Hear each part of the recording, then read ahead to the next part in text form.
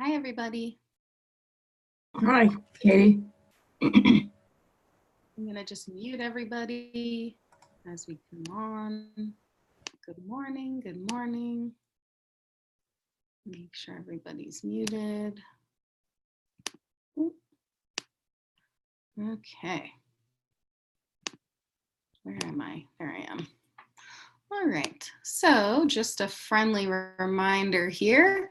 If you're coming on, try to mute yourself so that we don't get a lot of background noise. And if you are joining us, you can take a look. I've sent you the link, so you've obviously gotten it. And you just have to find the lesson by scrolling down here or by just clicking the link I gave you. Where is it? Oh, here it is. Agnes Martin and Summer Wheat. And then when you get to the main page here, you see the handout, which you also got in an email from me. And then there are so there's a little blurb about both of them, which we'll go over. And then I put up some videos about Agnes Martin, and then I put up some articles about Agnes Martin, and then I put up some images of her work. And then I do the same for the second artist. So then we have Summer Wheat. We have a couple videos here. They're really good videos. This one's long, but it does tell her whole story of her life, and her inspiration and the artist, but you're gonna get a little version of that from me anyway. And then finally, when the video records, I post it down at the bottom, which it's recording right now, so I'll post it after this. And that's how we do it. So let's get started here with our first slide. First, we're going to talk about Agnes Martin. She's the older of the two artists. She is born in 1932 in Saskatchewan, Canada, and then she immigrated to the United States. She moved, like Georgia O'Keeffe, she moved to Taos, New Mexico, although I don't know if Georgia's in Taos. I think Georgia's in Santa Fe, but to live in solitude, and she made abstract paintings there. Then she gained some attention from the art world and by Betty Parsons, and she then moved to Manhattan for some years, and she worked alongside Ellsworth Kelly, Bruce Nauman, who I'd love to do a class on, both of those guys actually. And then, eventually she went back home to her home in New Mexico. And she's a very interesting lady. She's very much, I actually heard from a friend recently, said, she's schizophrenic, right? And I did not know that. I don't know that I agree with that, but I don't know what the diagnosis is or isn't. But Agnes Martin is a unique character. I would compare her to more like someone like Eckhart Tolle, like a living. She seems enlightened to me. She says things like, someone asked her, "Do you meditate?" And she said, "Well, I used to meditate, but now I don't think. My mind is completely vacant, and then I wait for inspiration to come." So she's a very unique kind of personality. She very much has her own way of walking about the earth, and prefers to be in solitude, prefers to be sitting there thinking alone by herself all day long, well, rather not thinking, until inspiration hits her. Now, the reason I put these two women together is because they're both working in a sort of grid, which we're going to develop as we go through the photographs. But I want you to consider that they're both using a grid, but in completely different ways. And I'll show you that after I tell you a little bit about Summer Wheat. So Summer Wheat, and what great names both of these ladies have, was born in Oklahoma City, and she very much grew up with Native American traditions around her. I don't think she is Native American, but she very much, I understand this completely because I grew up in Prescott, Arizona, which was very much a Southwest town with a lot of Navajo and Hopi tribe, and therefore a lot of artwork and textiles, which have very much influenced me, and it was interesting to see her talk about the influence of the Southwest and the native tribes on her work. She talks very much about, the colors, how the bright colors really affected her subconsciously, the patterns, and her desire to sort of make painting and textile merge, which is also what I think about. So she grew up in Oklahoma City, and then she went to school. Let me see, I think she went to school there as well. And then she left and went to New York, or she went to Savannah for her master's degree. And then she ended up getting a really good residency in New York, where she had a 1-year free residency. So she moved to New York City, and then she got representation, and that's how her career got going. So let's take a look at some artwork here. So on the left, what we're looking at is one of Agnes Martin's gridded abstract works. So by abstract, or even non-objective, meaning that you can't see any particular thing in the picture. There's no nouns in the picture. There's no people, places, or things, or anything that you can name. It's really supposed to be much more about a feeling. It's really supposed to bring up more of an emotion for her, she considers it emotions of euphoria, of happiness. Let me see. She says, some of the best things that happen to you happen when you are alone. Those are the revelations. So she's saying that, in order to get these revelations, you really have to just sit there and wait for them to come, and then bonk, the inspiration comes to you, and then you are guided along. So her experience of art making is more of a transcendent one, meaning that she's waiting for inspiration to work through her.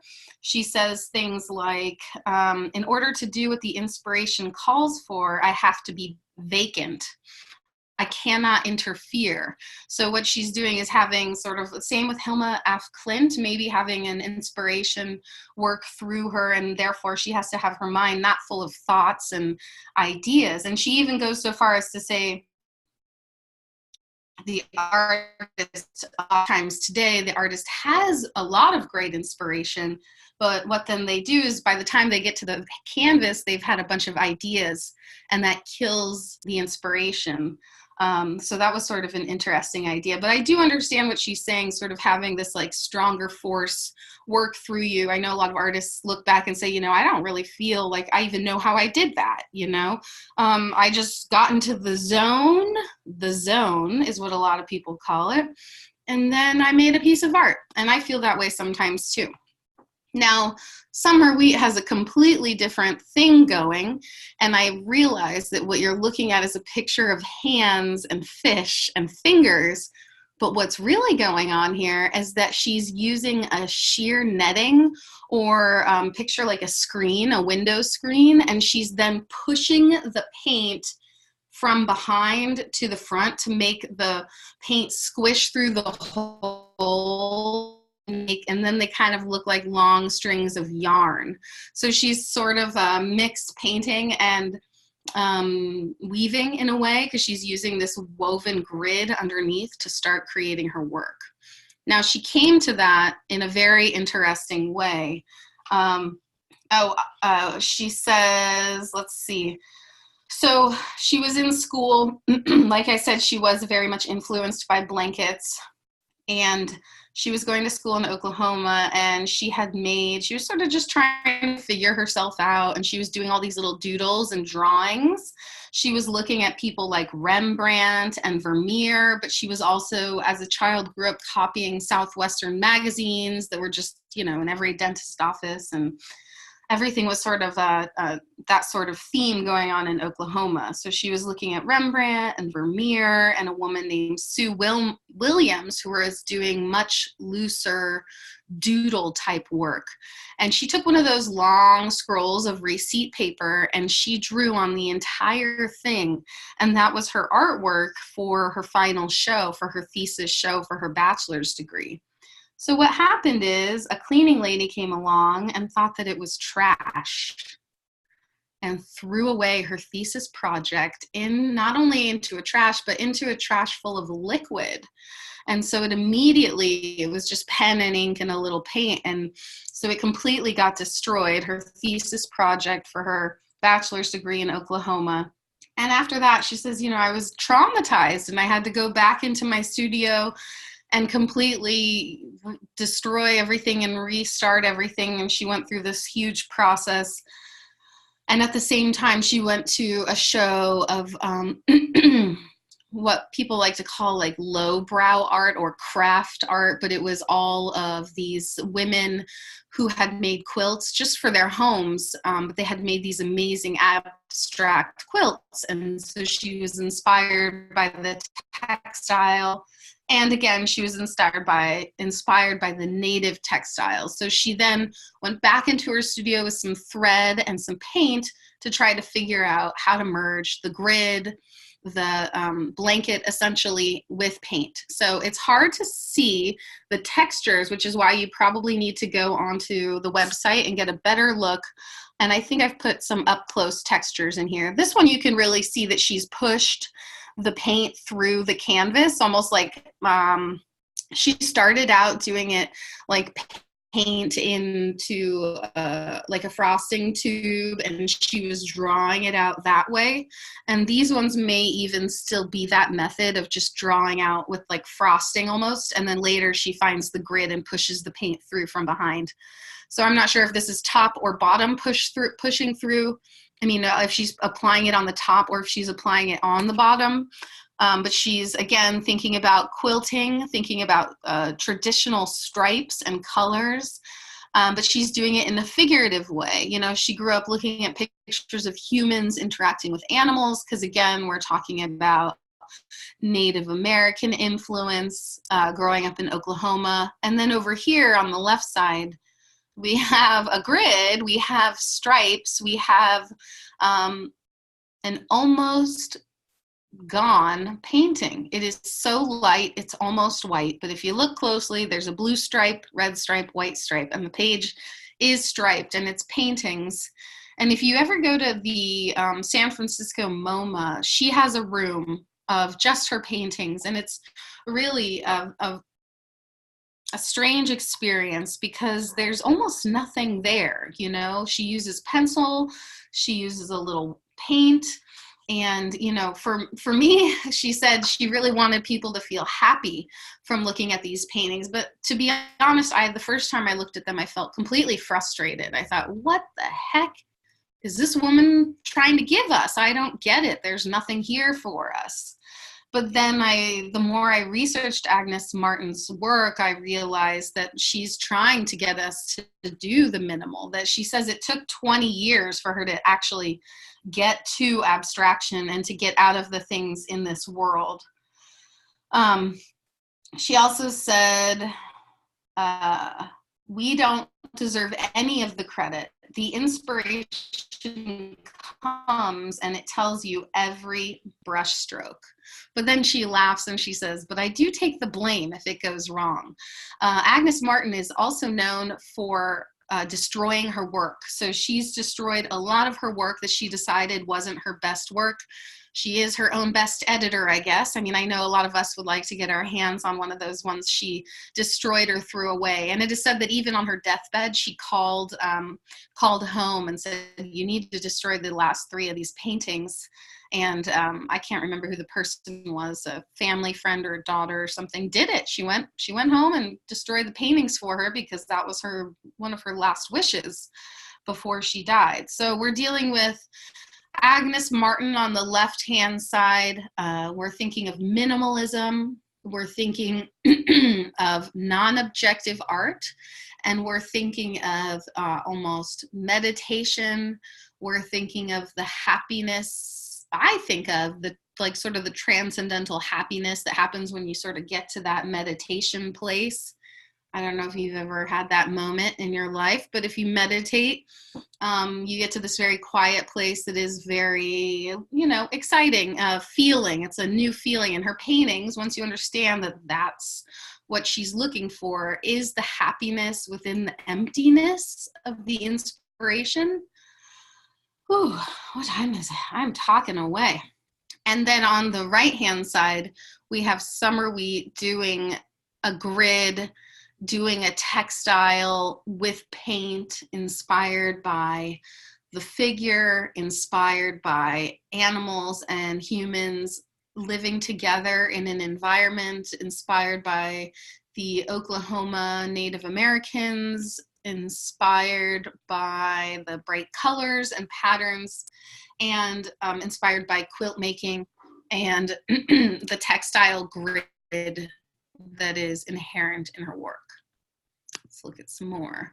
So fish come up a lot. She tells a lot of different stories through her work. You know, I don't know specifically what the vision of these stories are, but it's hard to show these. It's hard to show these this small. I would say that these pieces by Summer Wheat on the right, you know, they're about 8 feet tall, 10 feet wide, 20 feet wide. We'll get a backup view pretty soon so you can see just how gigantic these pieces are, but she doesn't really work small. And Summer Wheats seem to almost all be 40 by 40, around that range, like a beautiful, just square shape. A few rectangles, I think. I'm seeing a lot of squares now. So as she's developed her practice, Summer Wheat on the right, she really starts to figure out how to squish the paint through the back of the screen to make she's making a painting, but it has the texture of a textile. It has the texture of a quilt. So she's really mixing things around here, and she's invented a whole new way of painting.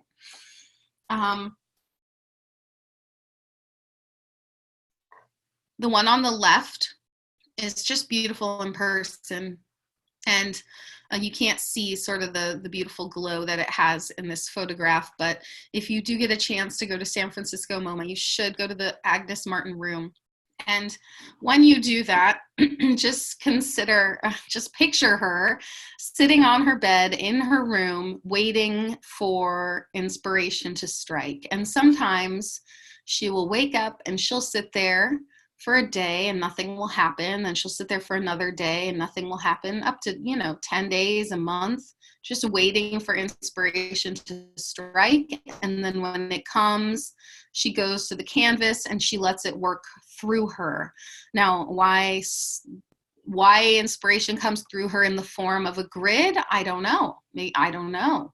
It's how she expresses the emotions of happiness, of transcendence, of light, of all things love and happiness is what she wants you to experience when you look at them.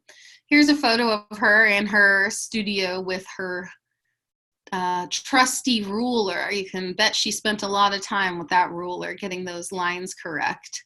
And there's some picture of some of her other work down here as well. These are so hard to show through photograph, but they're really exciting because there's this beautiful, it's almost like looking at graph paper, gridded paper. I love graph paper. I would actually like to do a class just drawing on graph paper because you can get, you can really line up your boxes and your composition that way, which is pretty exciting. Anyway, so we're looking at a series of lines. We're looking at a series of lines the other way.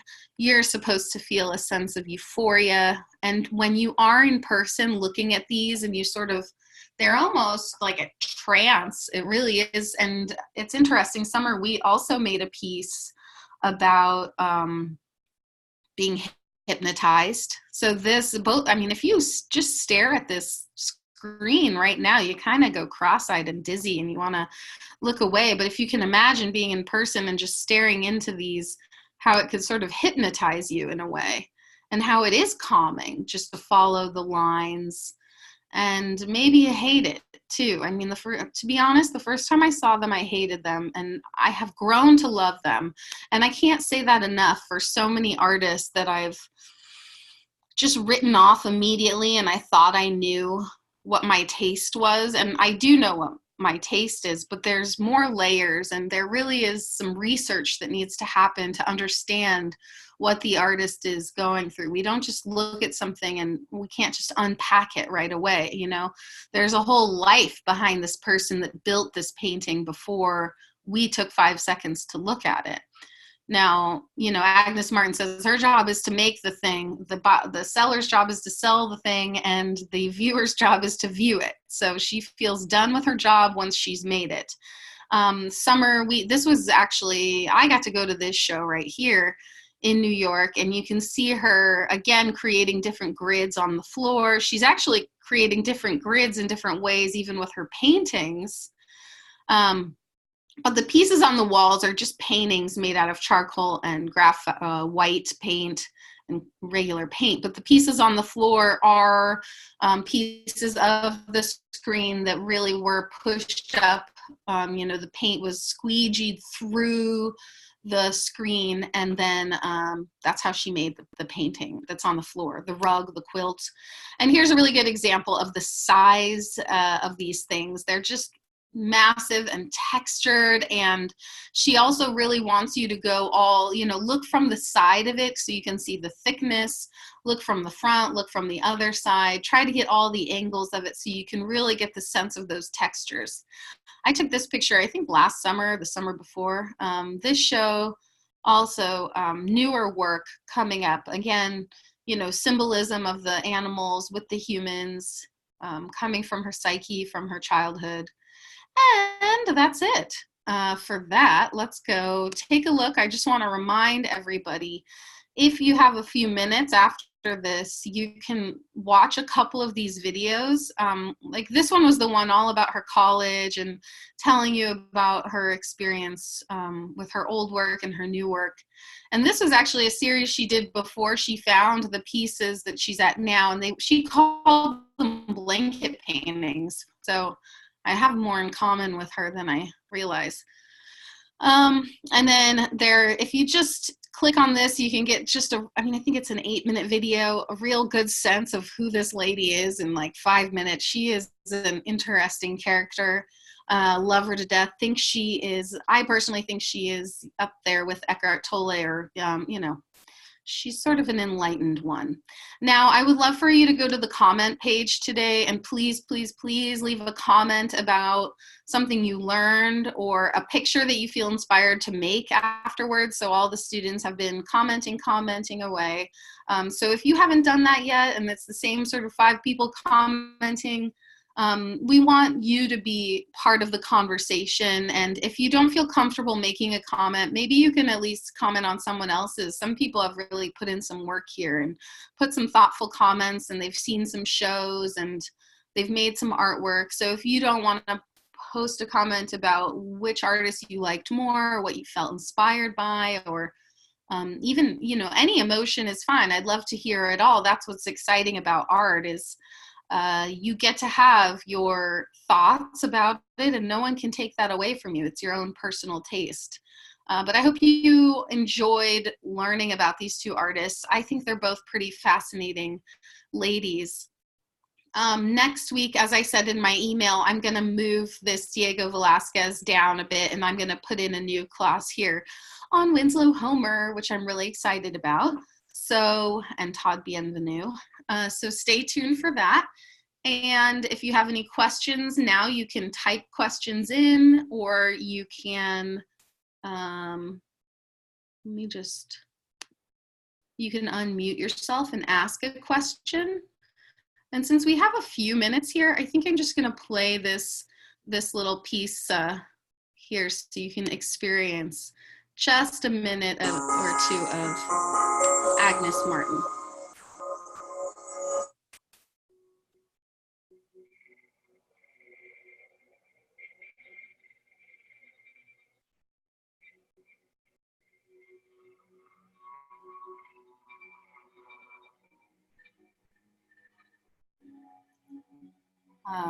Let me. Oh. Years, I would say, what am I going to do next? That's how I ask for inspiration. I don't have any ideas myself. I have a vacant mind in order to do exactly what the inspiration calls for.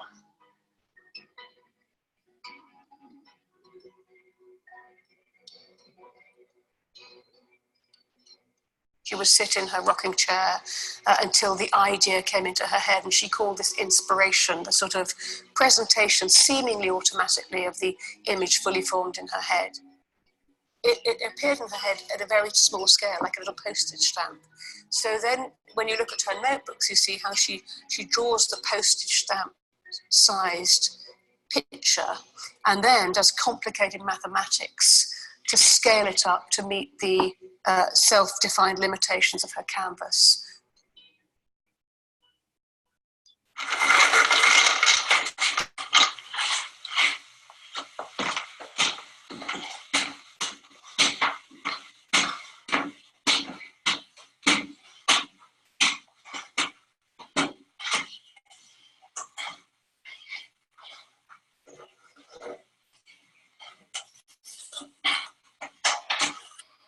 I was sitting waiting for inspiration about innocence.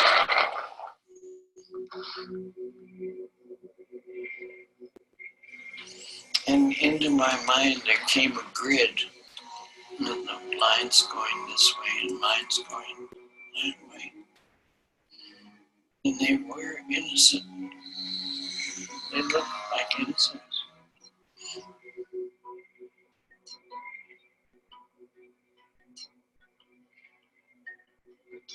And Martin said a wonderful thing once when people questioned the paintings and what are these paintings?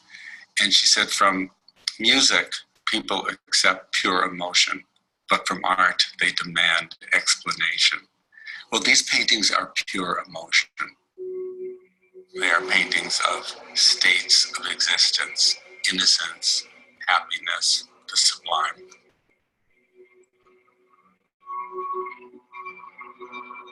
And we have a tremendous range of abstract feelings, but we don't pay any attention to them.